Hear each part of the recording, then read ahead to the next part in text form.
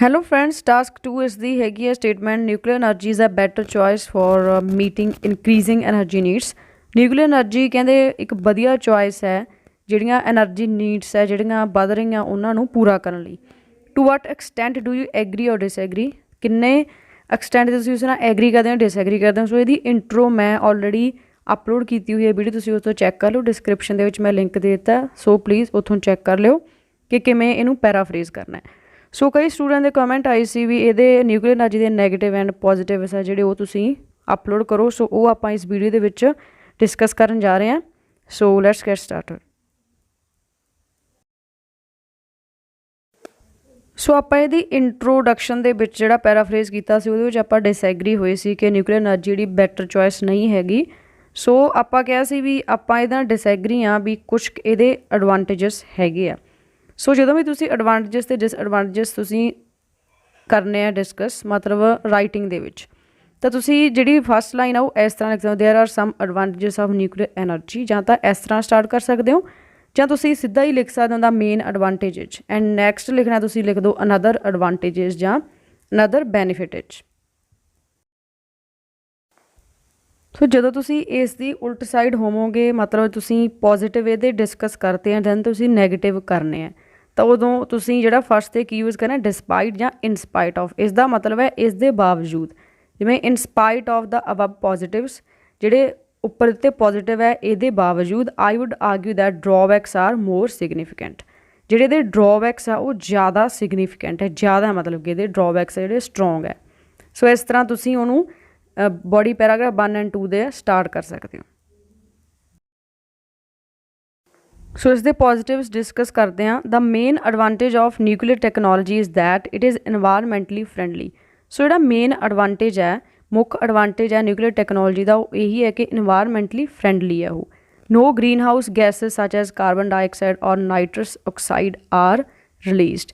ਕੋਈ ਵੀ green house gas ਜਿਹੜੀ ਕਿ ਕਾਰਬਨ ਡਾਈਆਕਸਾਈਡ ਹੋ ਗਈ ਜਾਂ ਨਾਈਟਰਸ ਆਕਸਾਈਡ ਆ ਗਈ ਉਹ ਰਿਲੀਜ਼ ਨਹੀਂ ਕੀਤੀ ਜਾਂਦੀ, ਛੱਡੀ ਨਹੀਂ ਜਾਂਦੀ during nuclear power production process. ਜਦੋਂ ਵੀ ਨਿਊਕਲੀਅਰ ਪਾਵਰ ਦੇ ਪਲਾਂਟ ਦੇ ਵਿੱਚ ਪ੍ਰੋਡਕਸ਼ਨ ਪ੍ਰੋਸੈਸ ਚੱਲ ਰਿਹਾ ਹੁੰਦਾ ਤਾਂ ਉਦੋਂ ਇਹ ਜਿਹੜੀਆਂ ਗੈਸਿਸ ਹੈ ਇਹ ਰਿਲੀਜ਼ ਨਹੀਂ ਕੀਤੀਆਂ ਜਾਂਦੀਆਂ. Because nuclear power plants use uranium as fuel instead of pollution causing fuels like coal or oil. ਕਿਉਂਕਿ ਨਿਊਕਲੀਅਰ ਪਾਵਰ ਪਲਾਂਟ ਦੇ ਵਿੱਚ ਯੂਰੇਨੀਅਮ ਯੂਜ਼ ਕੀਤਾ ਜਾਂਦਾ ਹੈ ਐਜ਼ ਆ ਫਿਊਲ, ਕਿਹਦੀ ਬਜਾਏ pollution causing fuels like coal or oil ਦੀ ਬਜਾਏ. ਇਨ ਦਿਸ ਵੇ global warming can be ਮਿਟੀਗੇਟਡ. ਇਸ ਤਰ੍ਹਾਂ ਕਰਨ ਨਾਲ ਗਲੋਬਲ ਵਾਰਮਿੰਗ ਦੀ ਜਿਹੜੀ ਪ੍ਰੋਬਲਮ ਆ ਉਹ ਘੱਟ ਕੀਤੀ ਜਾ ਸਕਦੀ. ਮਿਟੀਗੇਟ ਮਤਲਬ ਘੱਟ ਕਰਨਾ. And the environment can be prevented from further degradation. So environment ਜਿਹੜਾ ਵਾਤਾਵਰਨ ਹੈ ਉਹਨੂੰ ਰੋਕਿਆ ਜਾ ਸਕਦਾ ਹੈ ਅੱਗੇ ਉਹਦੇ ਪੋਲਿਊਸ਼ਨ ਤੋਂ. ਮਤਲਬ ਡੈਗਰੇਡੇਸ਼ਨ ਮਤਲਬ ਹੁੰਦਾ ਖਰਾਬ ਹੋ ਜਾਂਦਾ ਜਿਹਦੇ ਨਾਲ ਇਨਵਾਇਰਮੈਂਟ ਪੋਲਿਊਸ਼ਨ ਦੀ ਜਗ੍ਹਾ 'ਤੇ ਤੁਸੀਂ ਇਨਵਾਇਰਮੈਂਟਲ ਡੈਗਰੇਡੇਸ਼ਨ ਵੀ ਲਿਖ ਸਕਦੇ ਹੋ. ਸੋ ਇਹ ਪੋਜ਼ੀਟਿਵ ਹੈ ਇੱਕ. Another benefit is that unlike solar, wind or tidal power, nuclear power is reliable. ਜਿਹੜਾ ਹੋਰ ਬੈਨੀਫਿਟ ਹੈ ਅਨਦਰ ਬੈਨੀਫਿਟ ਹੈ ਉਹ ਇਹ ਹੈ, ਇੱਥੇ ਮੈਂ ਲਾਈਕ ਨਹੀਂ ਲਿਖਿਆ. ਅਨਲਾਈਕ ਮਤਲਬ ਇਹਦੀ ਤਰ੍ਹਾਂ ਨਹੀਂ, ਸੋਲਰ ਵਿੰਡ ਔਰ ਟਾਈਡਲ ਪਾਵਰ ਦੀ ਤਰ੍ਹਾਂ ਨਹੀਂ. ਨਿਊਕਲੀਅਰ ਪਾਵਰ ਹੈ ਜਿਹੜੇ ਰਿਲਾਇਬਲ ਹੈ, ਭਰੋਸੇਮੰਦ ਹੈ ਇਹ. It is because nuclear power stations remain unaffected by climatic conditions.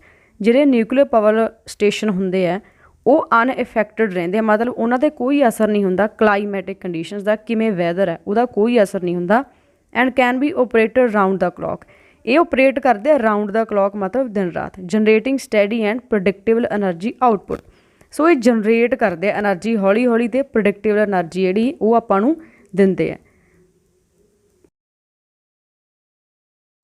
So positive discuss ਹੋ ਗਏ. ਸੋ ਕੋਈ ਵੀ ਪੋਜ਼ੀਟਿਵ ਦੇ ਵਿੱਚ ਕੋਈ ਡਾਊਟ ਹੋਇਆ ਤਾਂ ਪਲੀਜ਼ ਉਹ ਪੁੱਛ ਲਿਓ ਤੁਸੀਂ. ਸੋ ਇਹਦੇ ਨੈਗੇਟਿਵਸ ਕਰਦੇ ਹਾਂ ਡਿਸਕਸ ਹੁਣ. ਡਿਸਪਾਈਟ ਦਾ ਅਬਵ ਪੋਜ਼ੀਟਿਵ, ਜੇ ਮੈਂ ਤੁਹਾਨੂੰ ਪਹਿਲਾਂ ਦੱਸਿਆ ਸੀ ਕਿ ਆਪਾਂ ਨੈਗੇਟਿਵ ਵੱਲ ਜਾਣਾ ਉਲਟ ਸਾਈਡ ਵੱਲ ਜਾਣਾ ਤੁਸੀਂ ਡਿਸਪਾਈਟ ਯੂਜ਼ ਕਰ ਸਕਦੇ ਹੋ ਵੀ ਇਹਦੇ ਬਾਵਜੂਦ. I would argue that nuclear technology shouldn't be used because its drawbacks are more significant. ਮੈਂ ਕੀ ਕਹਿਣਾ ਚਾਹੁੰਦਾ ਵੀ ਨਿਊਕਲੀਅਰ ਟੈਕਨੋਲੋਜੀ ਹੈ ਜਿਹੜਾ ਉਹ ਯੂਜ਼ ਨਹੀਂ ਕੀਤੀ ਜਾਣੀ ਚਾਹੀਦੀ ਕਿਉਂਕਿ ਇਹਦੇ ਡਰੋਬੈਕਸ ਹੈ ਜਿਹੜੇ ਡਿਸਐਡਵਾਂਟੇਜਸ ਹੈ ਉਹ ਜ਼ਿਆਦਾ ਸਟਰੋਂਗ ਹੈ. The main downside is that there is always a risk of a nuclear accident. ਵੀ ਇਹਦਾ ਹਮੇਸ਼ਾ ਨਿਊਕਲੀਅਰ ਐਕਸੀਡੈਂਟ ਹੋਣ ਦਾ ਜਿਹੜਾ ਹੈਗਾ ਖਤਰਾ ਬਣਿਆ ਰਹਿੰਦਾ ਹੈ. ਫਰਦਰਮੋਰ ਸੈਟਿੰਗ ਅਪ ਨਿਊਕਲੀਅਰ ਐਕਸੀਡੈਂਟ ਹੋਣ ਦਾ ਖਤਰਾ ਮਤਲਬ ਕਦੋਂ ਵੀ ਉੱਥੇ ਕੋਈ ਐਕਸਪਲੋਡ ਵਗੈਰਾ ਕੁਛ ਵੀ ਹੋ ਸਕਦਾ, ठीक है। Furthermore setting up and operating a nuclear power plant requires a massive investment of billions of dollars. इस तो इलावा ਜਿਹੜਾ ਉਹਨੂੰ ਸੈੱਟ ਕਰਨਾ ਨਿਊਕਲੀਅਰ ਪਾਵਰ ਸਟੇਸ਼ਨਸ ਨੂੰ ਸੈਟਿੰਗ ਦੀ ਓਪਰੇਟ ਕਰਨਾ ਚਲਾਉਣਾ ਨਿਊਕਲੀਅਰ ਪਾਵਰ ਪਲਾਂਟ ਉਹਦੇ ਲਈ ਆਪਾਂ ਨੂੰ ਬਹੁਤ ਜ਼ਿਆਦਾ ਪੈਸਾ ਚਾਹੀਦਾ। ਮੈਸਿਵ ਇਨਵੈਸਟਮੈਂਟ ਮਤਲਬ ਬਹੁਤ ਵੱਡੀ ਇਨਵੈਸਟਮੈਂਟ ਚਾਹੀਦੀ ਹੈ। In addition to the operational cost, funds also have to be allocated for the safe disposal of toxic nuclear waste। ਇਸ ਤੋਂ ਇਲਾਵਾ ਮਤਲਬ ਜਿਹੜੀ ਆਪਰੇਸ਼ਨਲ ਕੋਸਟ ਹੁੰਦੀ ਹੈ, ਜਿਹੜੇ ਫੰਡ ਆ ਉਹ ਵੀ ਚਾਹੀਦੇ ਹੁੰਦੇ ਆ ਇਹਦੀ ਸੇਫ ਡਿਸਪੋਜ਼ਲ ਲਈ। ਸੇਫ ਡਿਸਪੋਜ਼ਲ ਮਤਲਬ ਇਹਨੂੰ ਡਿਸਪੋਜ਼ ਕਰਨ ਲਈ ਵੀ ਤਾਂ ਫੰਡ ਚਾਹੀਦੇ ਆ। ਜਿਹੜੀ ਨਿਊਕਲੀਅਰ ਜਿਹੜੀ ਟੌਕਸਿਕ ਵੇਸਟ ਹੁੰਦੀ ਹੈ ਜ਼ਹਿਰੀਲੀ, ਉਹਦੇ ਲਈ ਵੀ ਫੰਡ ਚਾਹੀਦੇ ਆ। Eventually many countries misuse nuclear technology to create nuclear weapons. Eventually ਮਤਲਬ ਫਾਈਨਲੀ ਜਿਹੜੀਆਂ ਕੁਛ ਕੰਟਰੀਜ਼ ਹੈ ਉਹ ਮਿਸਯੂਜ਼ ਕਰਦੀਆਂ ਨਿਊਕਲੀਅਰ ਟੈਕਨੋਲੋਜੀ ਦਾ ਨਿਊਕਲੀਅਰ ਵੈਪਨਸ ਬਣਾਉਣ ਲਈ। These weapons are extremely dangerous. ਜਿਹੜੇ ਇਹ ਵੈਪਨਸ ਹੁੰਦੇ ਆ ਬਹੁਤ ਜ਼ਿਆਦਾ ਖਤਰਨਾਕ ਹੁੰਦੇ ਆ। And can wipe out the human race if use in a war. Can wipe out ਮਤਲਬ ਜੜੋਂ ਖ਼ਤਮ ਕਰ ਸਕਦੇ ਆ, ਬਿਲਕੁਲ ਸਾਫ਼ ਕਰ ਸਕਦੇ ਆ ਹਿਊਮਨ ਰੇਸ ਨੂੰ ਜੇ ਕਿਤੇ ਇਹ ਵਾਰ ਯੁੱਧ ਵਗੈਰਾ ਹੁੰਦੇ ਜਿਹੜੇ ਉਹਦੇ ਵਿੱਚ ਯੂਜ਼ ਕਰ ਲਏ ਜਾਣ। ਸੋ ਪੋਜ਼ੀਟਿਵ ਅਤੇ ਨੈਗੇਟਿਵ ਡਿਸਕਸ ਕਰਨ ਤੋਂ ਬਾਅਦ ਹੁਣ ਆਪਾਂ ਕਨਕਲੂਜ਼ਨ ਕਰਦੇ ਹਾਂ ਡਿਸਕਸ। ਓਕੇ, ਕਨਕਲੂਜ਼ਨ ਦੇ ਜਿਹੜਾ ਆਪਾਂ ਫਸਟ 'ਤੇ ਯੂਜ਼ ਕਰਦੇ ਹਾਂ ਇਨ ਕਨਕਲੂਜ਼ਨ, ਇਹਦੇ ਲਈ ਕੋਈ ਹੈਵੀ ਵਰਡ ਯੂਜ਼ ਕਰਨ ਦੀ ਲੋੜ ਨਹੀਂ ਹੁੰਦੀ। ਸੋ ਜਦ ਸਿੱਧਾ ਤੁਸੀਂ ਇਨ ਕਨਕਲੂਜ਼ਨ ਜਾਂ ਟੂ ਕਨਕਲੂਡ ਲਿਖ ਸਕਦੇ ਹੋ। ਇਨ ਕਨਕਲੂਜ਼ਨ ਤੋਂ ਬਾਅਦ ਕੀ ਲਿਖਿਆ ਤੁਸੀਂ, although there are some benefits of nuclear technology. ਭਾਵੇਂ ਕਿ ਇਹਦੇ ਕੁਛ ਬੈਨੀਫਿਟਸ ਆ ਨਿਊਕਲੀਅਰ ਟੈਕਨੋਲੋਜੀ ਦੇ, ਬਟ ਫਰੋਮ ਮਾਈ ਪਰਸਪੈਕਟਿਵ, ਪਰ ਮੇਰੇ ਨਜ਼ਰੀਏ ਤੋਂ ਨੈਗੇਟਿਵਸ ਕਲੀਅਰਲੀ ਆਊਟਵੇ ਦਾ ਪੋਜ਼ੀਟਿਵਸ। ਪਰ ਜਿਹੜੇ ਇਹਦੇ ਨੈਗੇਟਿਵਸ ਹੈ ਡਿਸਐਡਵਾਂਟੇਜਸ ਆ ਉਹ ਕਲੀਅਰਲੀ ਸਾਫ਼ ਤੌਰ 'ਤੇ ਕੀ ਹੈ ਜ਼ਿਆਦਾ ਹੈ ਪੋਜ਼ੀਟਿਵ ਤੋਂ। ਸੋ ਇਹ ਇਹਦਾ ਕਨਕਲੂਜ਼ਨ ਹੋ ਜਾਏਗਾ। ਸੋ ਕਿਵੇਂ ਲੱਗੀ ਇਹ ਵੀਡੀਓ ਪਲੀਜ਼ ਤੁਸੀਂ ਕਮੈਂਟ ਕਰਕੇ ਦੱਸਿਓ ਐਂਡ ਲਾਈਕ ਕਰਿਓ, ਸ਼ੇਅਰ ਕਰਿਓ। ਐਂਡ ਜੇ ਕੋਈ ਹੋਰ ਵੀਡੀਓ ਤੁਹਾਨੂੰ ਇਹ ਕਿਸੇ ਵੀ ਟੌਪਿਕ ਰਿਲੇਟਡ ਰਾਈਟਿੰਗ ਦੇ ਤਾਂ ਤੁਸੀਂ ਪਲੀਜ਼ ਮੈਨੂੰ ਕਮੈਂਟ ਕਰਕੇ ਜ਼ਰੂਰ ਦੱਸ ਦਿਓ। ਹਾਂਜੀ ਸਟੂਡੈਂਟਸ, ਇੱਕ ਜਿਹੜੇ ਮਈ ਤੋਂ ਅਗਸਤ ਵਾਲੇ ਨਿਊ ਕਿਊ ਕਾਰਡਸ ਆ ਉਹ ਅਪਲੋਡ ਹੋ ਗਏ ਸਾਰੇ। ਸੋ ਪਲੀਜ਼ ਤੁਸੀਂ ਉਹਦੀ ਪਲੇਲਿਸਟ ਵੀ ਚੈੱਕ ਕਰ ਲਿਓ, ਉਹ ਵੀ ਡਿਸਕ੍ਰਿਪਸ਼ਨ ਤੋਂ ਉਸਦਾ ਲਿੰਕ ਤੁਸੀਂ ਚੈੱਕ ਕਰ ਸਕਦੇ ਹੋ। So thanks for watching my video.